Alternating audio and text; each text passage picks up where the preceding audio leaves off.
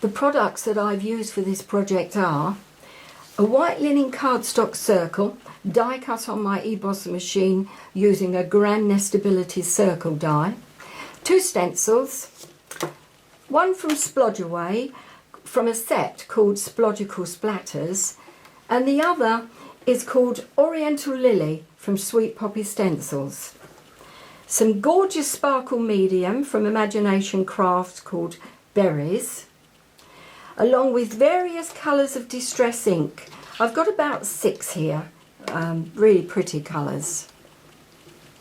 Other items you will need are low-tack masking tape, a spatula, ink blending tools, and a fine line black pen.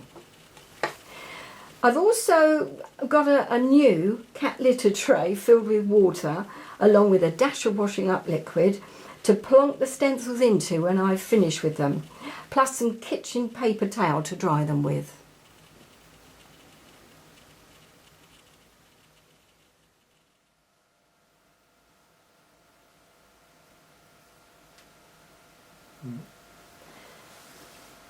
I've taken the Splodgeway mask, or one of them anyway, from the set, and applied some tape at the side to hold it down, Wild Honey distress ink,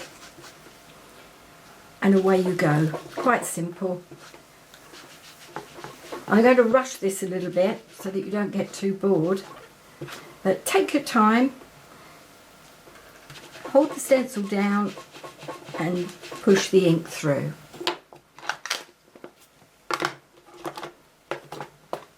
Try some blue, tumbled glass, lovely colour.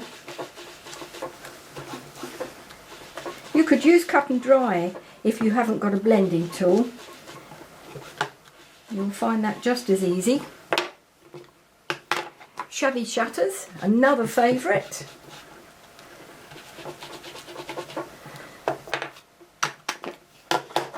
And warm lipstick, pretty colour.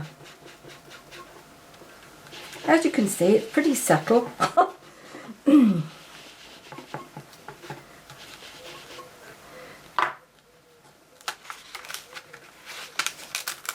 Remove this stencil.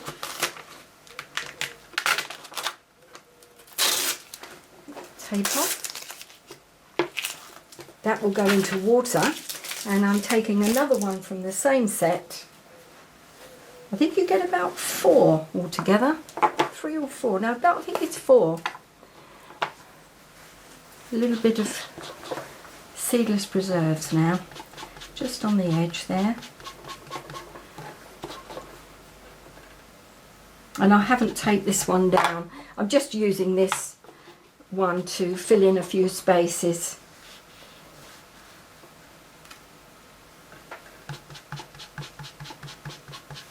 But holding it tight though, pressing it down with quite a bit of force so that it doesn't move around. Got some mustard seed.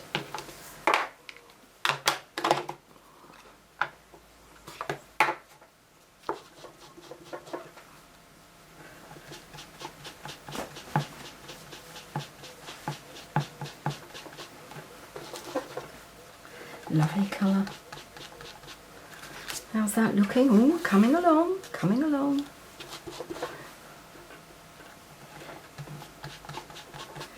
Don't fret too much about the colours that you use, or the colour wheel and everything else. Yes, obviously it's good to use that, but I just use whatever colours I like. And if they clash a bit, yeah, so what?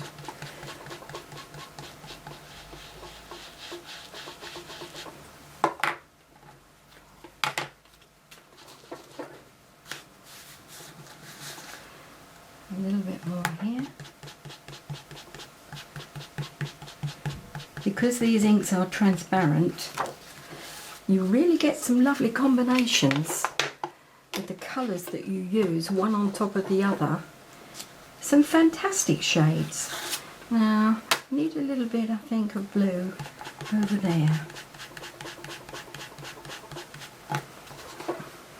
But we're almost done.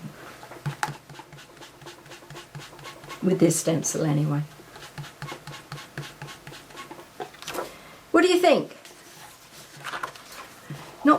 I can hear you cry. You've missed a bit. Let's go with something else. One thing I will say, if you make a mistake, no butterflies allowed, okay? We've all done that, but not on this piece of work. It wouldn't go. Oh, it might do, actually, but I won't try. Let's go back for a little bit of honey, and then I think we'll call it a day.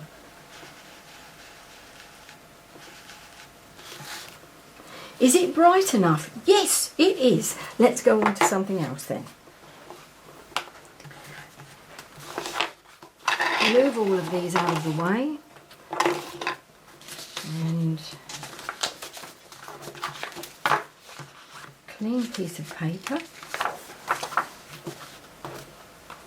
so that you can see it. And then I'll apply the other stencil. There's a magnetic sheet here, and I always use one of these when I'm using a brass stencil. The brass stencil is from Sweet Poppy Stencils, and the design is by Tracy Dutton from Lavinia Stamps. It's called Oriental Lily, and it's lovely. Away we go there. Place the stencil on top.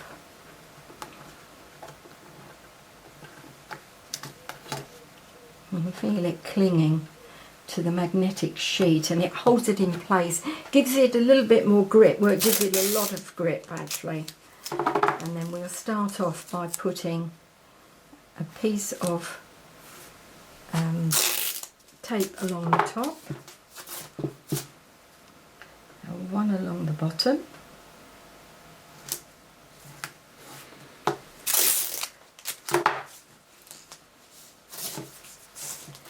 Take off some of the sticky and go down the side.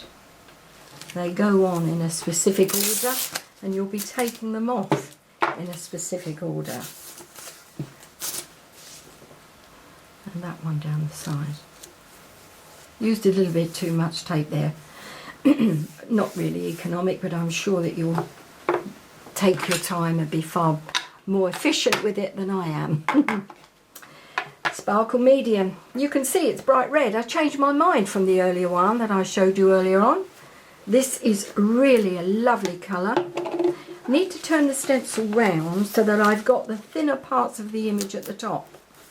I've found that if I apply the sparkle medium or any other paste in the thinner areas first and bring them down the stencil, there's less chance and less likely of the paste or sparkle medium leaking underneath the stencil. Well, that's the theory. Let's try it. So on we go with the palette knife, or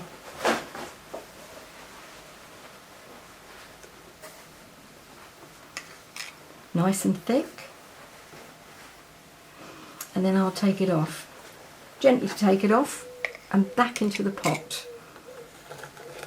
I like a little bit of dimension with my medium when I'm using stencils, apart from ink of course, so I really don't take all of it off. Thank you. Thank you. Now to remove it, one and into the bin, this side and into the bin. All together now, and the top one, and into the bin, and then holding it very carefully, lift your work away on the hinge. Oh, rock and roll, look at that. Oh, good. Pleased with that.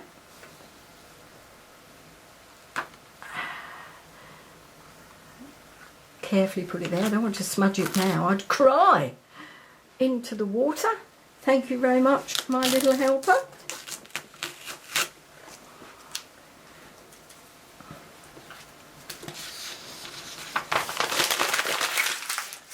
Clean paper, and there you can have a look at it. Maybe we can have a close-up, Mr. Director, if too much trouble.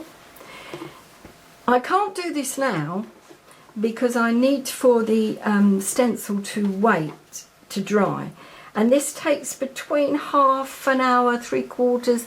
I shall probably leave it for an hour just to make absolutely sure that the sparkle medium is dry, and then when it is, I'll mat it and layer it onto another circle or two, and then with this black fine line pen I'll highlight all of the splodges, all of the shapes that I did in the ink, and that sort of pings them out a little bit more.